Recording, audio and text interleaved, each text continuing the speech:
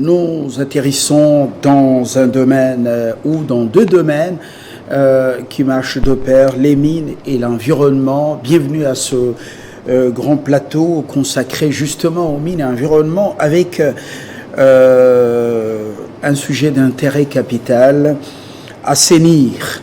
Oui, assainir avec MES, il s'agit de Mining Engineering Services. C'est en anglais. Vous avez compris l'essentiel. Un défi énorme pour cette société dans le cadre d'un projet, séducteur, rendre la RDC verte. Je reçois sur ce plateau deux invités. D'abord, Charles Chibanda. Bienvenue. Merci, monsieur François. Vous êtes directeur pour le développement des business au MES. Vous êtes avec nous pour nous éclairer autour de ce grand plateau. Franck Fouamba, d'abord journaliste et ensuite activiste minier. Merci, Fabien. Vous êtes le promoteur de Mining News Magazine. News Magazine. Ça sort encore? Ça sort. Très bien. On vous confond au majeur du cuivre, mais dans les médias. Ouais. Alors, nous allons justement aborder ce sujet d'une importance capitale. Mais d'abord, une découverte avec vous, Charles. Avant de parler de ce défi qui est devenu votre cheval de bataille, qu'est-ce que vous faites concrètement dans MES? Merci, monsieur Fabien.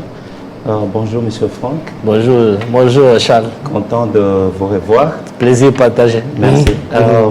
Mining Engineering Services, comme le nom l'indique, c'est une entreprise qui donne des solutions d'ingénierie pour soutenir l'activité minière en RDC.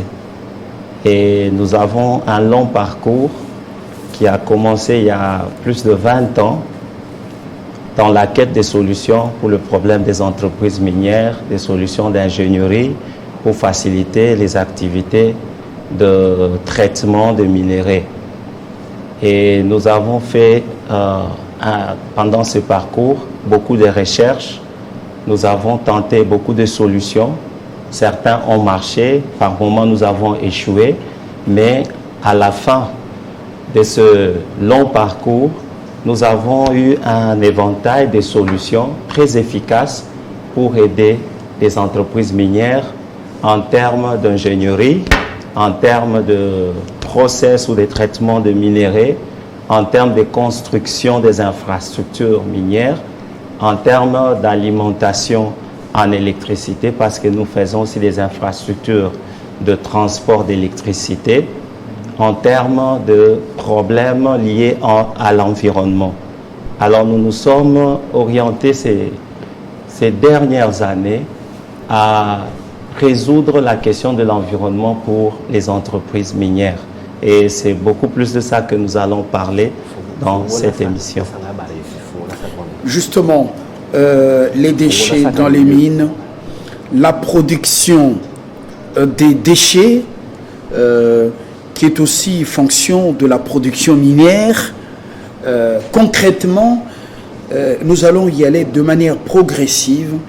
Qu'est-ce que vous faites en commençant par d'abord les déchets dans les mines? Merci, monsieur Fabien. Aujourd'hui, nous disons vraiment merci à Dieu de nous avoir donné ces ressources qui sont aujourd'hui la source de la richesse aussi de notre pays. Quand nous regardons la croissance ou le développement de l'industrie minière, prenant en compte le métal phare qui est le cuivre, nous sommes maintenant à une production qui dépasse les 2 millions de tonnes l'an.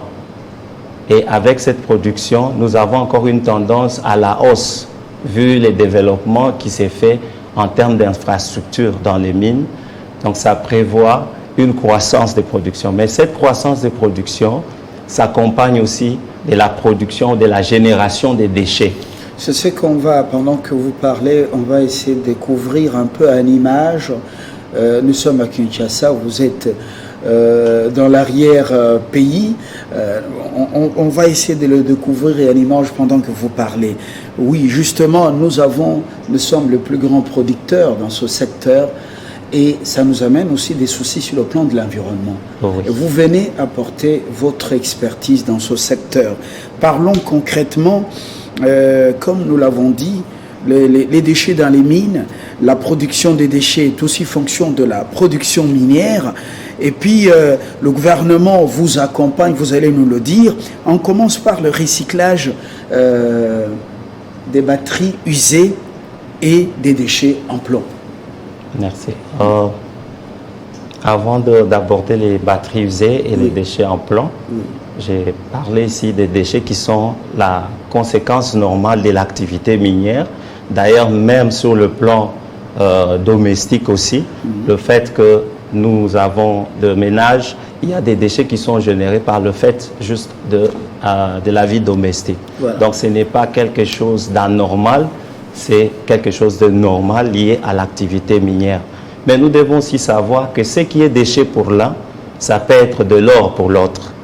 Ce qui est inutile pour l'un ou qui est gênant pour l'un, ça peut être une source de revenus, une source d'emploi pour les autres. Pour les autres. C'est dans cette philosophie que s'inscrit l'activité de recyclage que nous menons en tant que MES. Alors, parlant de batteries et de déchets en plomb, dans le batterie, nous trouvons aussi du plomb. C'est pourquoi nous mettons ces déchets ensemble. Dans les mines, à part les batteries, nous avons des anodes qui sont en plomb. Et le plomb, c'est une matière qui est dangereuse pour la nature, une matière dangereuse pour... Ce sont vos usines? Oui, ce sont nos usines de recyclage. Il y en a plusieurs selon les divers types de déchets que nous générons. Alors, je disais que le plomb est dangereux pour la santé humaine. Et si on laisse ces plombs dans la nature... Le plomb qui est dégagé par les batteries, les anodes... Et même la fumée des voitures qui se pose par moments sur des légumes, sur la nourriture. Oui, c'est de ces plombs que nous parlons.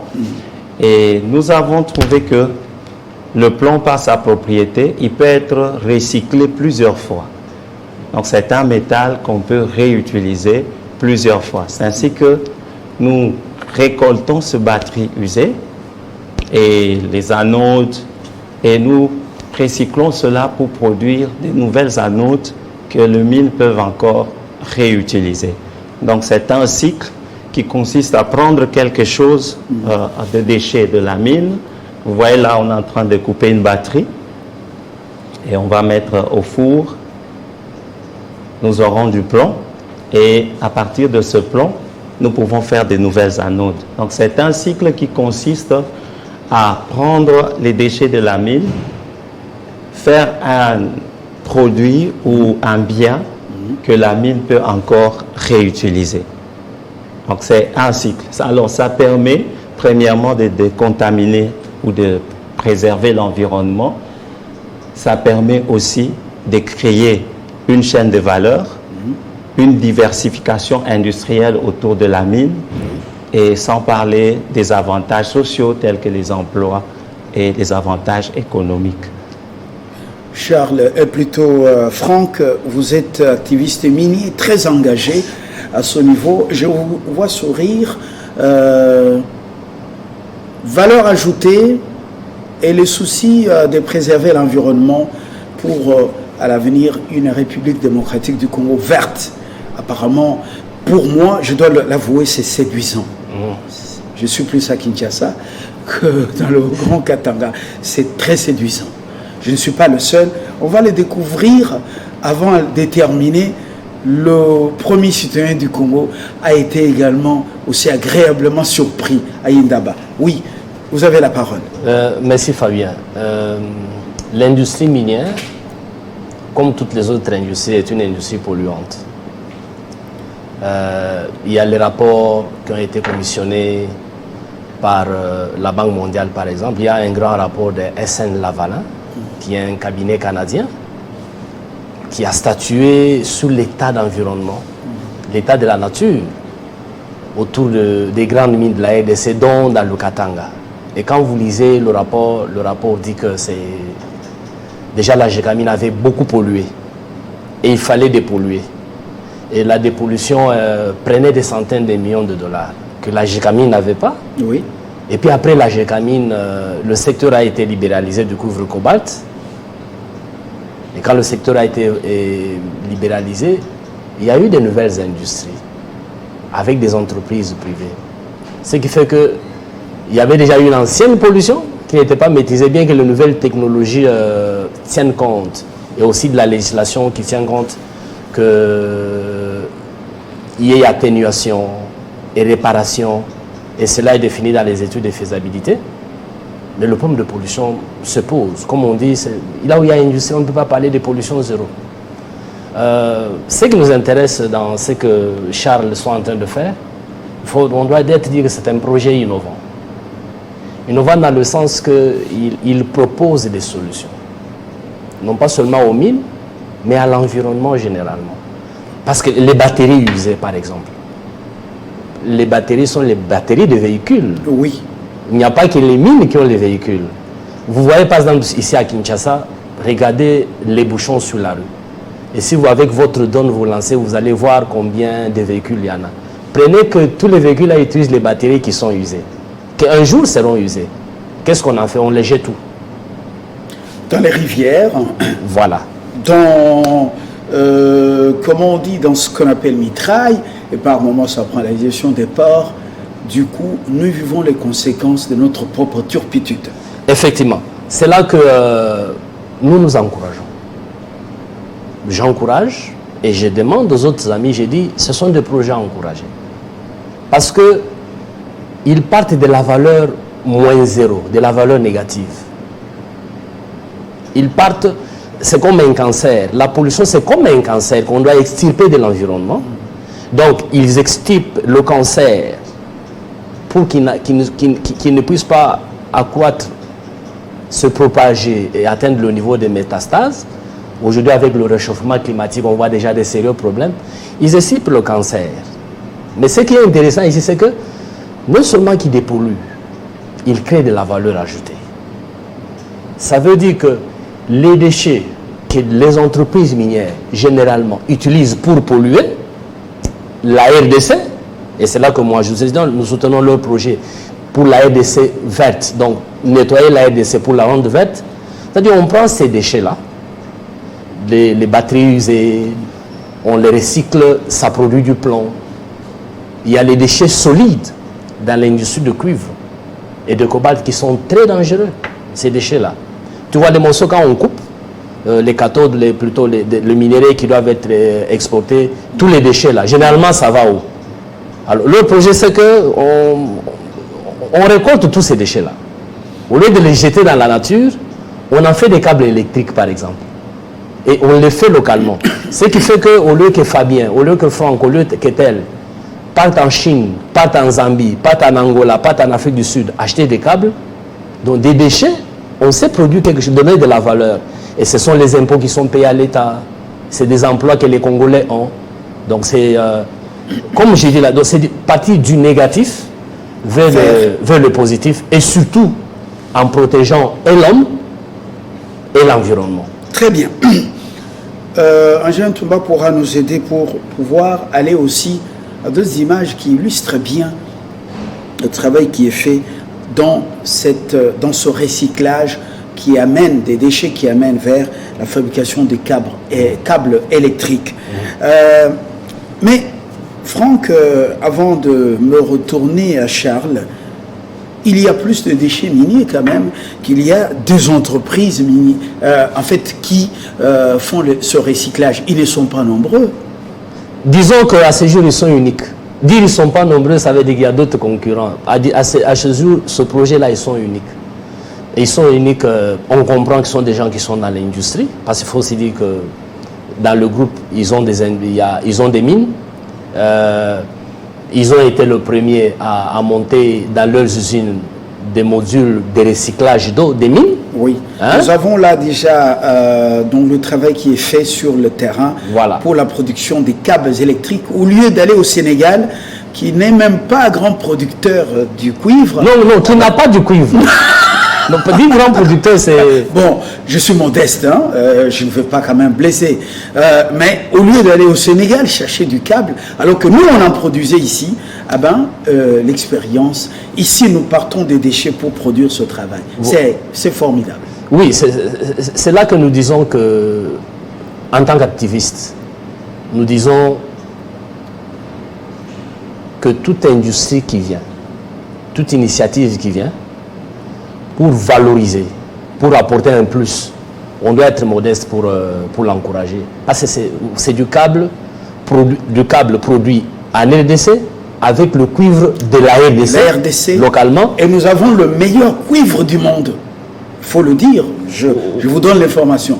J'ai déjà visité les mines. J'ai déjà visité les mines avec, à l'époque de Yuma, donc PCA.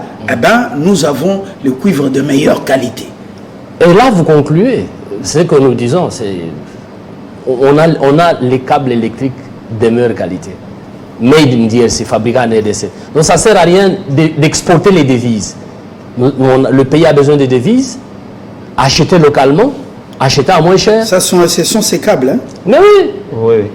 Et là, vous voyez le processus, comment on les produit et comment on les... C'est fabriqué localement, et ça, le Lumbashi. Ça serait intéressant un jour, Fabien, vous descendiez, voir ce qui est en train d'être fait. Parce que parfois, quand les gens, nous qui avons visité, on s'est dit, waouh, mais pourquoi je vais traverser la frontière pour payer le transport, payer l'export, l'import, parce que je dois importer. Oui. Alors que localement, j'ai un produit qui me livrera à un bon prix.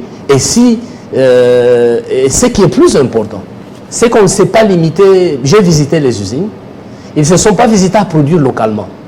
Ils ont tenu à être certifiés, comme certifiés ISO, et être certifiés comme les grandes entreprises productrices des câbles en Afrique du Sud de leçon. Donc leurs câbles sont certifiés SABS et sont certifiés ISO. Et pour ceux qui sont dans le secteur, ils savent que les miniers ne peuvent pas prendre ce qui n'est pas certifié ISO. Donc, du certifié ISO, pour lequel les gens exportent les devises vers d'autres pays, on l'a localement. Très bien. Et c'est que les gens fassent un projet qui arrive à ce niveau-là. Bon, il n'y a que Charles qui peut nous dire le secret, oui. Au moins qui nous dise afin que tout le monde sache. Bon, les secrets, ils ne vont pas nous donner le secret. Motivation, de manière passagère, parce que ça c'est la boîte noire. Voilà. Charles, avant d'aborder l'apport que le gouvernement congolais apporte à MES, vous allez également progresser pour nous parler d'autres recyclages. On a longtemps parlé des batteries, des plombs, et tout de suite on vient de parler de la transformation pour la fabrication des câbles électriques. Oui, je peux continuer, mais je peux dire le concept en général, c'est comme on peut le dire en anglais, from west to best. Donc de déchets à ce qui est meilleur. Ou du pire, voilà. du pire au meilleur. Yeah. From west to best. Yeah, to best. Yeah. From west to best. Yeah. Du désespoir à l'espoir. Voilà. C'est un peu ça les concepts. Alors, nous avons aussi ce qu'on appelle le recyclage de blanks des cathodes. Vous voyez, quand vous êtes dans la mine, vous allez trouver des feuilles de cuivre qu'on appelle les cathodes. Oui. Alors, pour produire ces feuilles de cuivre, il y a des feuilles de même forme, mais qui sont en acier inoxydable. Et c'est sur ces feuilles en acier inoxydable que se dépose le cuivre, qu'on appelle les cuivres cathodiques. C'est ça la feuille là? Oui, c'est la feuille de cathode de cuivre. Oui.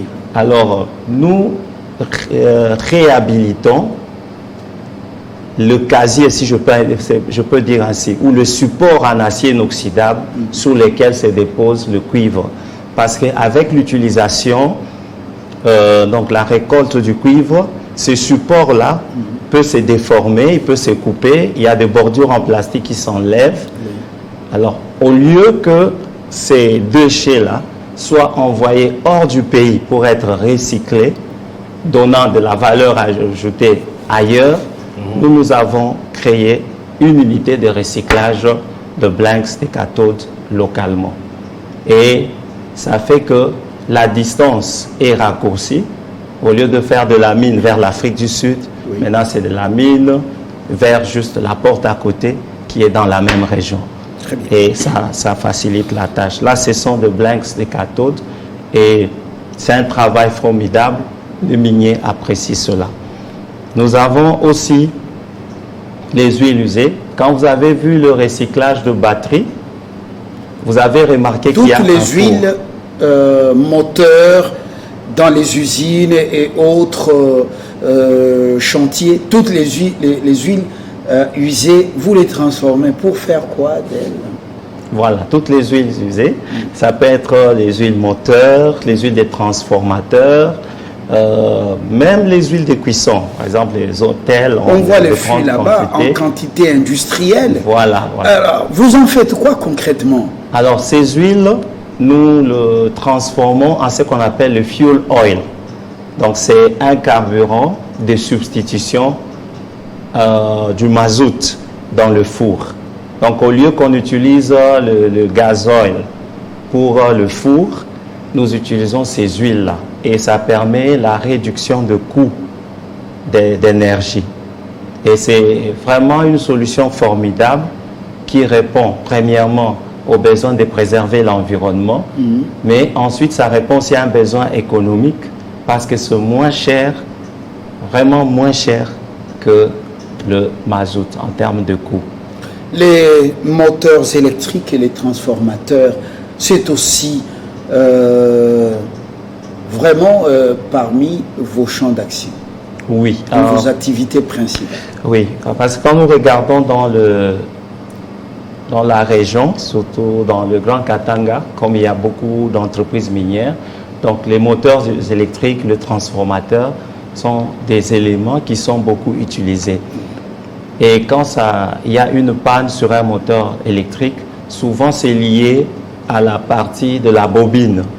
Et nous avons un atelier qui nous permet de faire ces réparations. Donc ça permet de donner une seconde vie à ce moteur ou à ces transformateurs qui pouvaient être mis au rebut, ajouter du volume parmi les déchets, mais nous pouvons le réparer, le rebobiner et le remettre en service. Le remettre en service, voilà. Wow. Et vous ne vous limitez pas là. Vous allez jusqu'à faire le recyclage de la mitraille ferreuse et même des pneus usés et bouteilles en plastique. Nous y allons de manière ensemblière en train de faire la course au temps. Oui.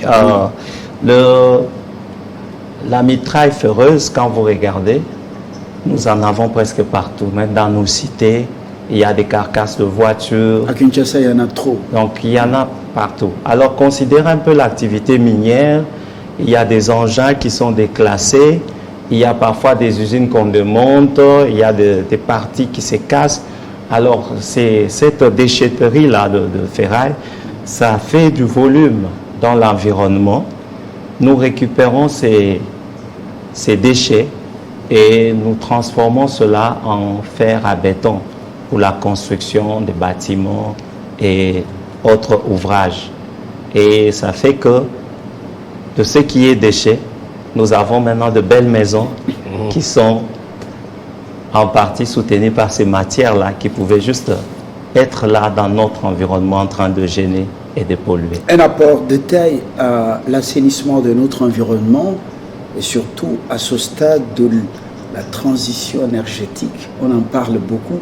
Oui. Nous allons jouer un rôle capital dans cette transition énergétique parce que nous avons tout ici. Charles, Maluku, plutôt, comment on appelait à l'époque de feu maréchal Mobutu, la sidérurgie de Maluku. Maluku, oui, c'est l'ombre de lui-même ou d'elle-même, on peut parler de la sidérurgie, mais je comprends que MES, dans le Grand Katanga, vient à quelque sorte rapporter un peu d'espoir avec un accent sur l'environnement. Oui, Fabien, il venait de parler de ferron, par exemple.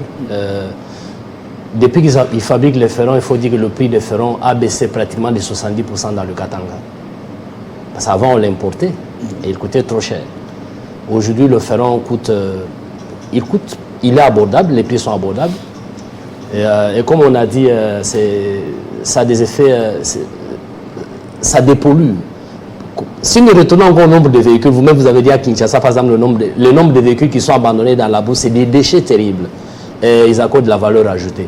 Quand on fait allusion à Maluku, nous disons toujours, on le dit, non, pour toutes les entreprises de l'État, où l'État est 100% ou les entreprises mixtes, on leur dit toujours, pourquoi ne pas copier le modèle des privés qui font quelque chose? Parce qu'aujourd'hui, par exemple, la GECAMIN, il y a une nouvelle vision que le chef de l'État a dictée aux nouveaux mandataires qui ont pris fonction hier, l'équipe de Guy Robert et les autres.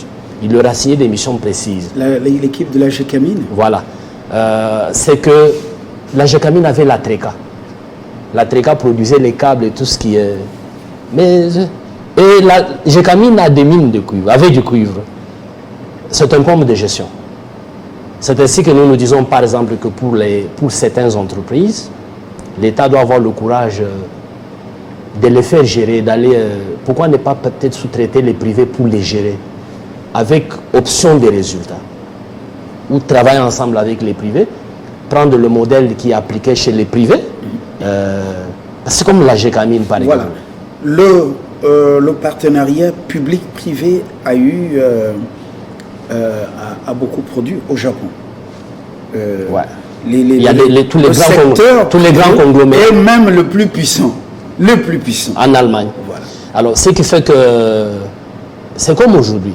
Il fonctionne parce que le chef de l'État a compris. Il apprenait. Mais déjà, à travers le gouvernement, depuis qu'il est là, on sent que le gouvernement suit, appuie. Mais j'ai vu le chef surpris. Vous êtes en train d'anticiper, vous voyez, c'est le mal d'être journaliste. Ok. J'anticipais, j'en ai prévu. Vous allez en parler. Oui. Alors, soutenir pareille initiative, c'est aussi non seulement soutenir l'économie, mais c'est aussi soutenir les intelligences et les initiatives locales. Parce que vous voyez, Charles c'est un jeune homme. Hein? Il y a des jeunes cadres congolais qui sont compétents. Ah, Charles, vous étiez vieil homme apparemment. Non, je veux dire, quand vous avez le directeur du développement des affaires, oui, d'un complexe comme celui-ci, à son âge, ça veut dire que si les privés, les entreprises privées, les investisseurs privés peuvent miser sur les compétences de la jeunesse congolaise, je pense que tout le monde doit miser sur cela. Voilà. Vous apportez de l'eau au moulin, oui, et vous savez le problème dans les couloirs que j'avais posés d'un jeune ingénieur. Vous avez compris qu'il faut donner du boulot aux Congolais. Ils sont là, ils sont compétents, il est là. Voilà. S'il gère, oui, et que ça réussit, s'il peut aller dans les grands forats, comme vous allez en parler, ça veut dire que les gens ne mettent pas de l'argent, les privés ne mettent pas de l'argent là où il n'y a pas de compétences. Voilà. Ce sont des chasseurs de cerveaux. Nous devons, Congolais aussi, nous devons travailler à chasser les cerveaux et les utiliser à des choses plus utiles. Très important. Voilà. Avant de revenir à l'apport que le gouvernement apporte, je voudrais vous ramener à Indaba, d'où vous venez. À Indaba, en Afrique du Sud, le chef a été là, le premier des Congolais. Il a visité MES lors des expos. Je voudrais que nous prenions l'impression du chef et puis on revient à vous. Apparemment, vous ne parlez pas beaucoup de vous et le chef vous a découvert à Indaba.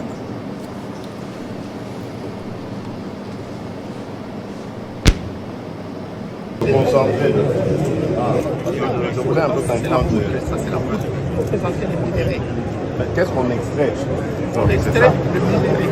Oui, c'est ça. C'est ça qu'on extrait. Laissez-moi ce passage. Oui. Nous travaillons dans les sables, non, pas les remplis. Non. Les déchets comme les déchets des batteries usées, la ferraille, les huiles usées, tout ce qui pollue l'environnement.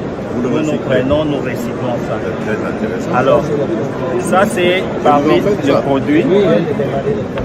Les déchets de cuivre qui tombent dans la ville, vous en faites, nous faisons des câbles électriques produits localement au Congo.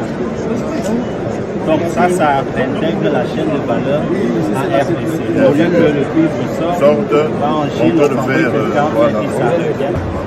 On étudiera ça. Plus que ça, venez nous voir à Kinshasa alors. Oui. Ça va? Plus que ça, nous faisons aussi. C'est toi qui es dedans. Oui, c'est vrai. Plus que ça, nous faisons aussi les tuyaux ici HTP localement. Et notre stratégie, c'est amener la technologie.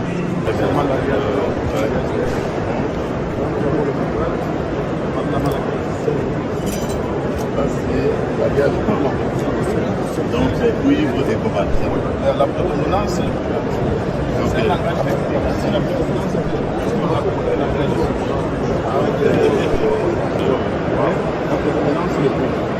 comme ça, toujours l'image de la République. C'est très bien. Informer, appeler les investisseurs qui viennent nombreux et qui nous aident à relancer l'économie de notre pays. Merci. Bravo pour ce que vous faites. Vous êtes de vrais ambassadeurs de la République. Ah bon, en plus. Dieu vous bénisse.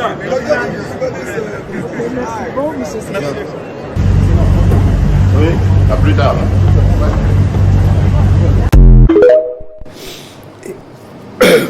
Voilà. On nous a surpris, voilà. Mais c'est très bien. Oui. Le chef est arrivé. Et comment vous vous êtes senti après cette visite? Nous étions contents, nous sommes sentis vraiment encouragés. Vous savez, quand le premier citoyen apprécie les efforts que nous fournissons à l'autre extrême de la capitale, parce que Kinshasa et le Grand Katanga, c'est 2000 km. Parfois, il n'a pas le temps ou l'occasion de pouvoir venir dans les usines, mais au moins il a vu ce que nous faisons et il a apprécié. Et c'est pour l'intérêt vraiment de toute la RDC, et surtout si beaucoup des opérateurs économiques se joignent à nous dans ces secteurs-là. Parce que nous avons toujours pensé qu'un Congo propre, c'est ça, un Congo vert. Clean Congo, Green Congo, comme nous le disons souvent en anglais. Clean Congo, Green Congo. Franck, je sens que au niveau du gouvernement, la vice-premier ministre en charge de l'environnement, développement durable, et même la ministre des Mines sont des, comment on dit, ce sont telles qui doivent constituer une sorte de courroie de transmission entre Kinshasa, le gouvernement Sama Lukonde, et MES. Nous sommes dans les cadres précis de l'entreprise. Bon, en principe, étant dans le secteur des mines, il y a le ministère des Mines qui doit, je pense, qui fait déjà le travail. Il y a l'environnement qui est il y a aussi très intéressé. Il y a aussi le ministère de l'Environnement qui est très intéressé. Il y a le ministère de l'Industrie. Le ministre parle beaucoup. Il faut dire que ce point-là, il fait... je pense qu'il les accompagne pour que le travail parte de l'avant, parce que vous savez, Fabien, à Indaba, ça fait plus de 10 ans que je vais à Indaba. Mais sincèrement, je dois dire que c'est la première année que la RDC a eu un stand visité. Il y avait le stand officiel. Pourtant, il n'y a pas d'Indaba réellement sans le géant le géant congolais. Vous avez totalement raison, parce que pour voir Indaba, vous allez le remarquer chaque mercredi, entre 6h30 et 9h30, il y a le petit déjeuner congolais, comme on dit, DSC Breakfast. C'est là que vous voyez comment les majors, les grands des mines se bousculent pour être là, pour participer, pour suivre qu'est-ce que le gouvernement va dire, qu'est-ce que les entreprises vont dire. Et cette fois-ci, le chef de l'État est venu, il a été annoncé de justesse, il est venu, quand on partait, on ne savait pas qu'il allait venir. C'est dimanche qu'on apprend que le chef de l'État arrive. Les autres étaient déjà annoncés. On dit le président congolais va arriver. Et quand il est arrivé, il a tenu un discours. Il a tenu un bon discours. Il faut apprécier parce qu'il a donné les lignes. Et il s'est dit, je vais visiter. Et il n'a pas été impressionné pour visiter ailleurs. Il a voulu voir si le Congo est présent. Parce qu'il venait de dire que le Congo est un pays solution. Et quand il est allé au stand de l'État du gouvernement, c'est le gouvernement qui l'a mené au stand de MS. Pour dire, il y a des choses que le Congo, voici ce que le Congo sait offrir au monde. Donc c'est un bon ambassadeur. Après cela, le chef est allé visiter le stand de Barrick, qui est aussi en Zambie, qui sont à Kibali, qui sont en Zambie. Le chef avait découvert, il était supposé découvrir qu'ils étaient dans le cuivre cobalt. Mais le stand le plus visité, il y avait MES, parmi les stands de la RDC. Il y avait le gouvernement, il y avait la GECAMINE, il y avait MES, il y avait IEB, MDS. Mais le stand le plus visité, où les gens ont défilé, les miniers, tout le monde a défilé, c'était pour voir les produits que le Congo peut produire. Et c'était le stand de... Sur place. Et Charles. C'est pour ça que vous voyez, nous avons la RDC était présente. Le chef était là. Voilà. My News, je vois que... Et là, on revient sur les discours du chef. Dans le numéro 2, là, c'est dans le 2, on va revenir en image sur ce que le chef a fait. Très bien. Merci Franck, Charles. On va bientôt terminer, mais dites-nous concrètement, cette visite du chef a beaucoup apporté sur le plan moral, alors que sur le terrain, vous investissez également dans les grands projets de construction. Merci. En fait, MES a commencé d'abord dans ce projet-là d'ingénierie. Comme je l'ai dit au début, nous avons commencé par résoudre des problèmes liés à l'ingénierie dans la production minière. Et c'est là que nous avons été parmi les pionniers pour la construction des grandes usines, la solution pour certaines questions de traitement de minerais, telles que la solution pour le séchage des hydroxydes de cobalt.